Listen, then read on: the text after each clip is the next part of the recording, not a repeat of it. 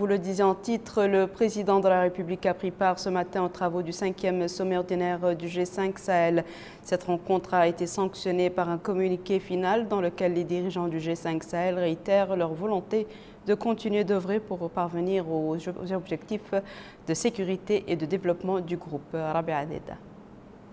Le président de la République, Mohamed El Abdelaziz, a pris part aux travaux de la 5e conférence ordinaire des chefs d'État du G5 Sahel, aux côtés de ses homologues du groupe des 5.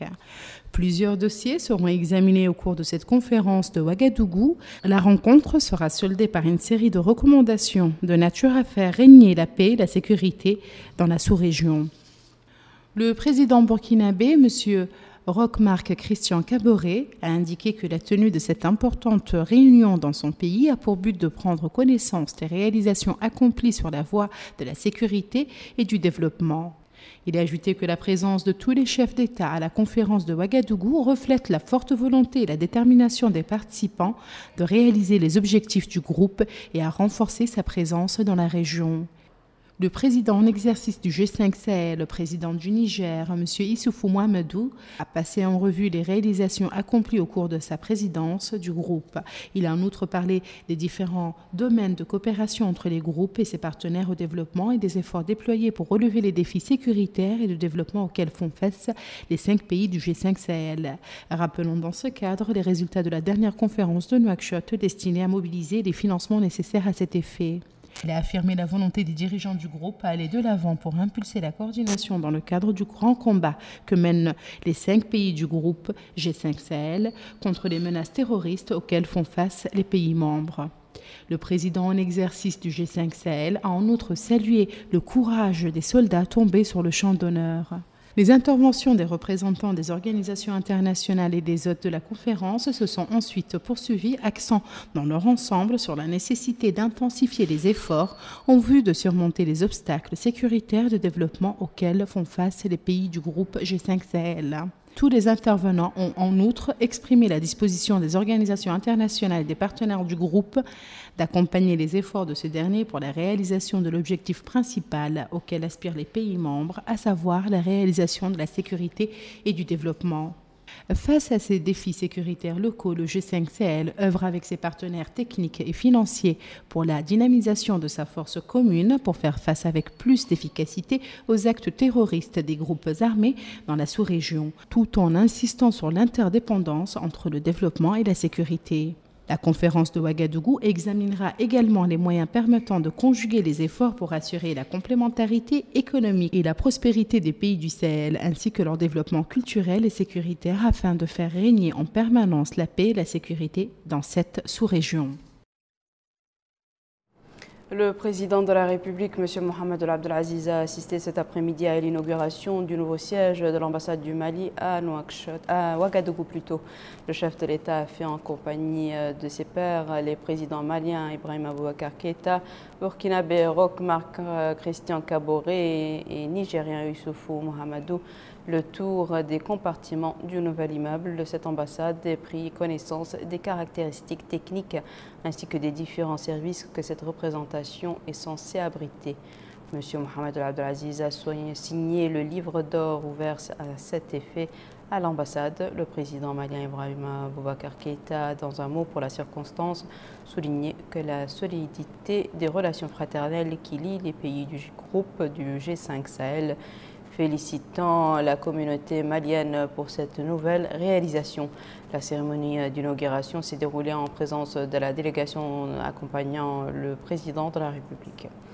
Retour à Nouakchott où le ministre des Affaires étrangères de la coopération, M. Ismaël Cheikh Ahmed, a supervisé hier après-midi dans les locaux du ministère des Affaires étrangères de la coopération la cérémonie de réception d'un don au profit de ce département portant sur un lot de 5 véhicules. Le lot de véhicules a été remis par son Excellence M. Young Sung Deok, ambassadeur de la République de Corée du Sud, accrédité dans notre pays. La cérémonie de réception du don s'est déroulée en présence de M. Ahmed Mahmoud ou le Soued Ahmed, ambassadeur secrétaire général du ministère des Affaires étrangères de la coopération.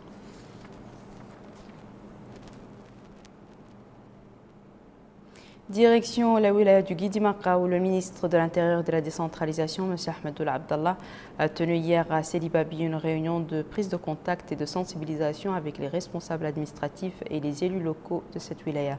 Compte rendu de cette réunion avec Rabia Deda. Après Rosso et Kéhédi, c'est le tour de Sidi Babi d'abriter cette réunion du ministre de l'Intérieur et de la Décentralisation, Ahmedoul Abdallah, avec les autorités administratives et les élus locaux de la wilaya du Guidi-Maqa.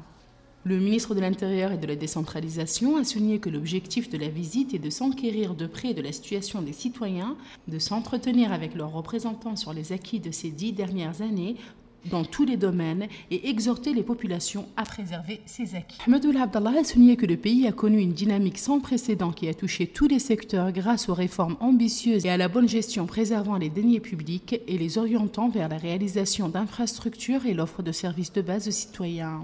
Il s'ensuivit, dit-il, la transformation du pays en un vaste chantier faisant que ce qui a été réalisé ces 10 dernières années dépasse ce qu'il a été depuis l'indépendance.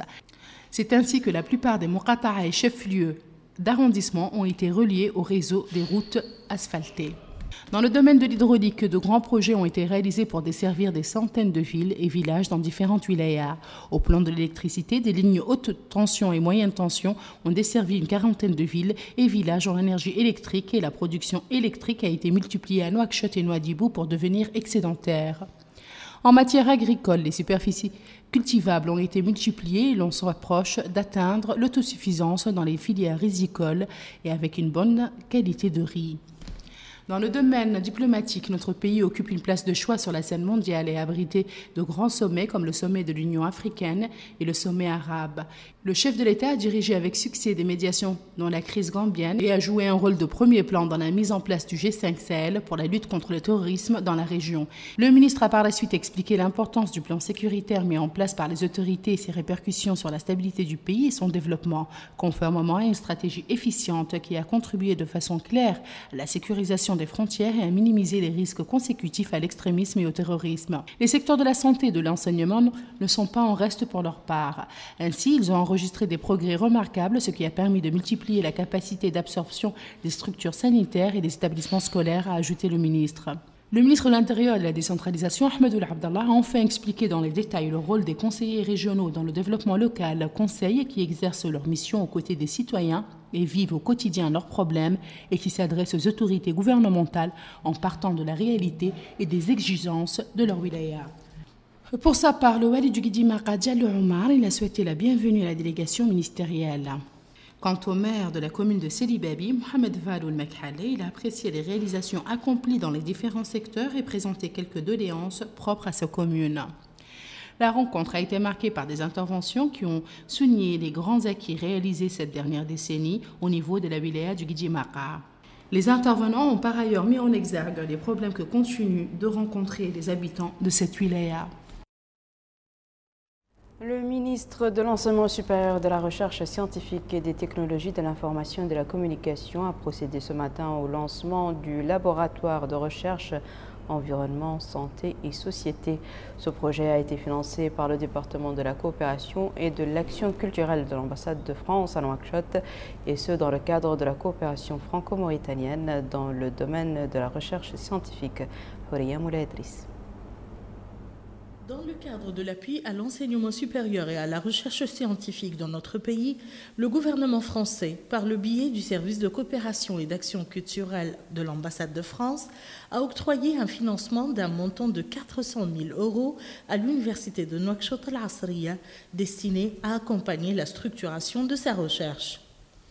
Le ministre de l'Enseignement supérieur, de la Recherche scientifique et des technologies de l'information et de la communication, Dr Sidi Ould Salem, a dit dans son discours que la stratégie de son département pour le développement de la recherche scientifique a permis de réaliser plusieurs actions, parmi lesquelles la création d'un haut conseil de la recherche scientifique, la mise en place d'un plan d'orientation stratégique avec un axe portant sur la recherche et l'innovation, la mobilisation d'un BCI pour le master, ainsi que la création d'un fonds national de la recherche.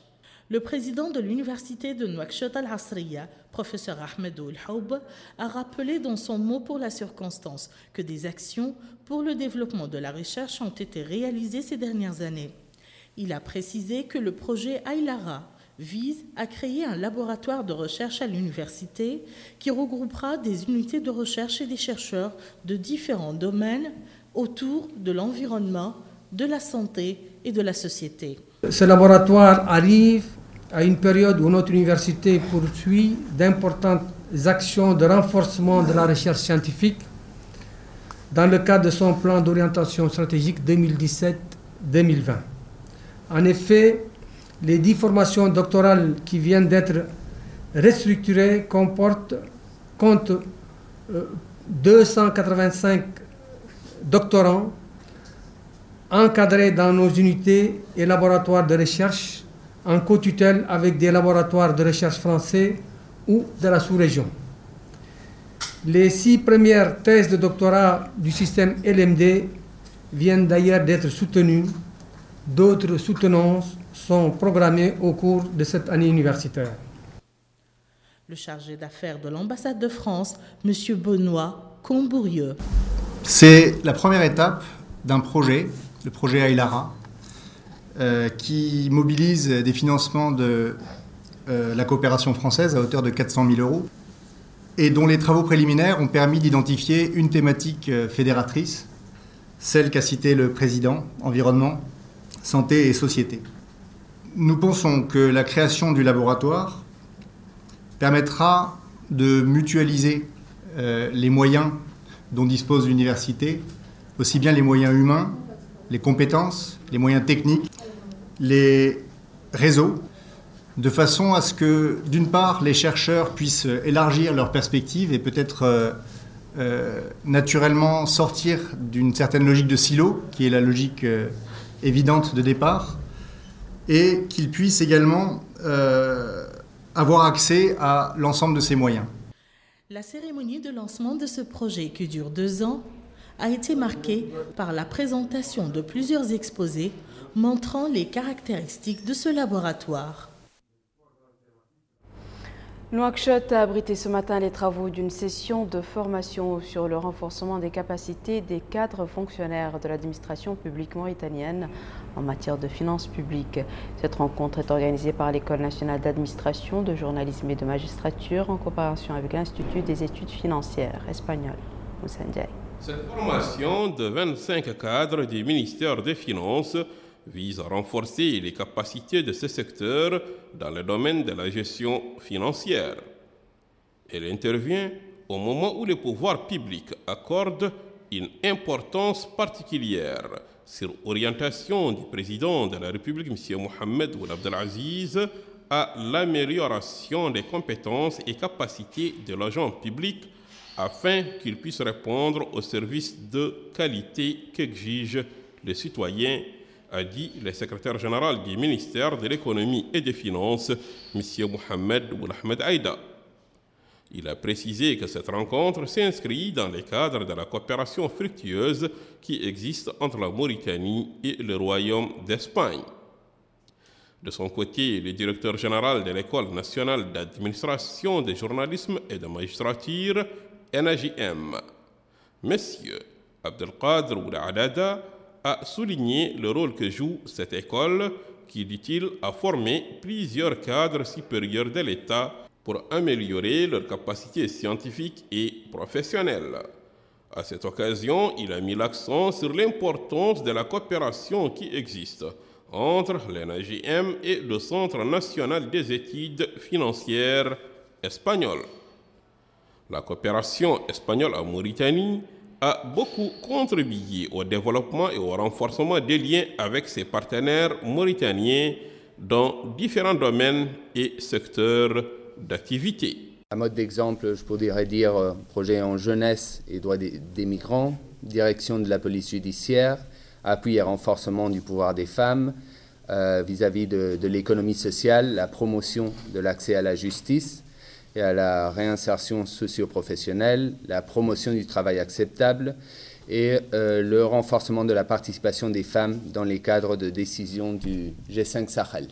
Cette formation de 25 jours est organisée par l'École nationale d'administration, de journalisme et de magistrature, NAJM, et l'Institut national des études financières espagnoles au profit des cadres du ministère de l'économie et des finances.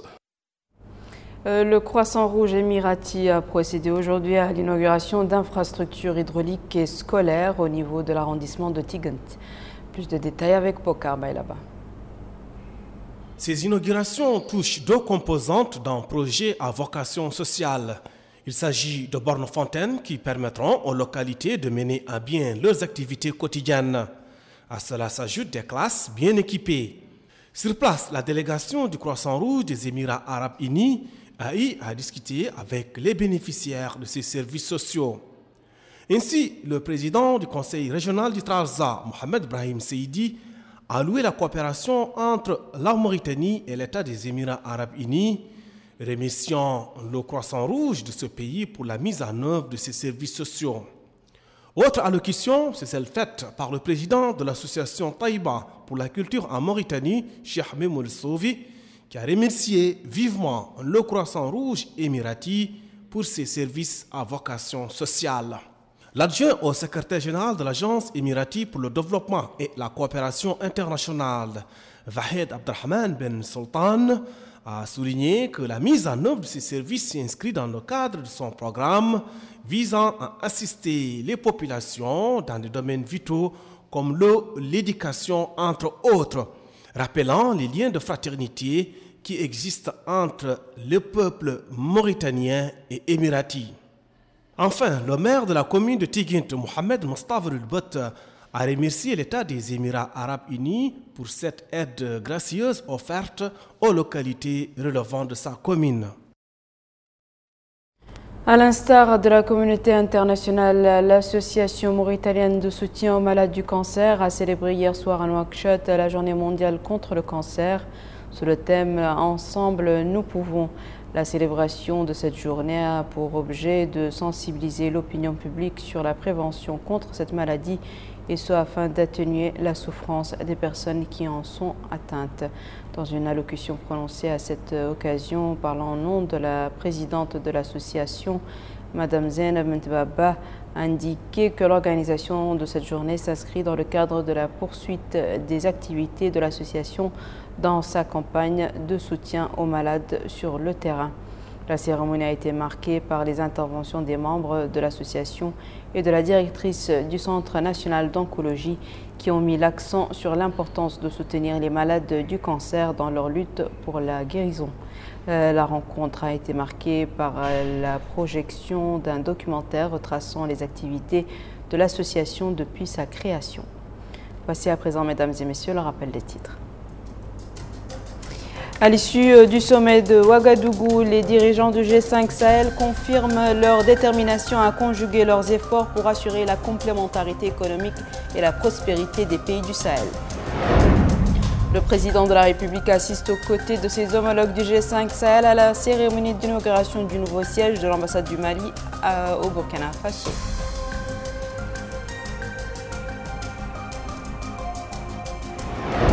Le ministre de l'Enseignement supérieur, de la Recherche scientifique et des technologies de l'information et de la communication procède au lancement du laboratoire de recherche environnement, santé et société.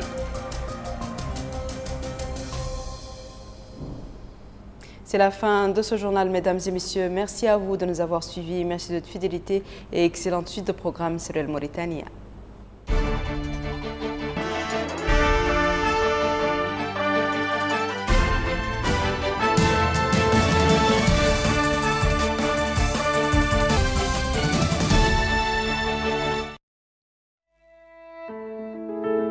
أهلا بكم في ضيافة قسم التسويق بقناة الموريتانية.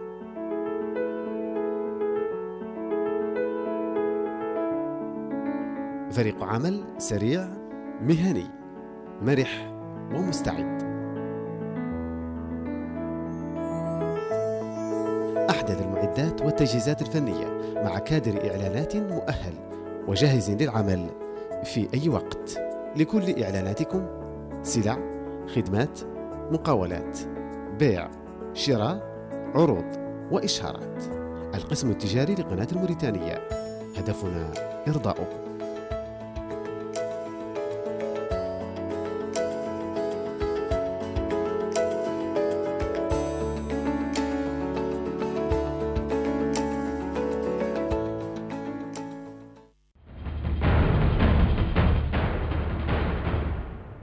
Découvrez les nouveaux forfaits Jawali de Moritel, simple et complet pour un max de liberté. Appelez le 156 pour activer le forfait Jawali qui correspond à vos besoins. 2 heures d'appel plus 2 gigas d'internet valable 1 mois à 200 gigas. 4 heures plus 4 gigas à 400 gigas. Ou 6 heures d'appel plus 6 gigas valable 1 mois à 600 gigas seulement. Moritel, un monde nouveau vous appartient. Parce que pour nos clients Mauritanie, chaque seconde compte, les offres Atay de Chinguitel sont de retour. Valables vers tous les opérateurs nationaux pendant 3 jours. Atay avec 200 secondes de communication, 20 SMS et 20 MB de connexion Internet à seulement 10 nouvelles guillas. Pour activer le service Atay, composez étoile 5 9 0 étoile 3 1 0 0 dièse. Atay Plus avec 450 secondes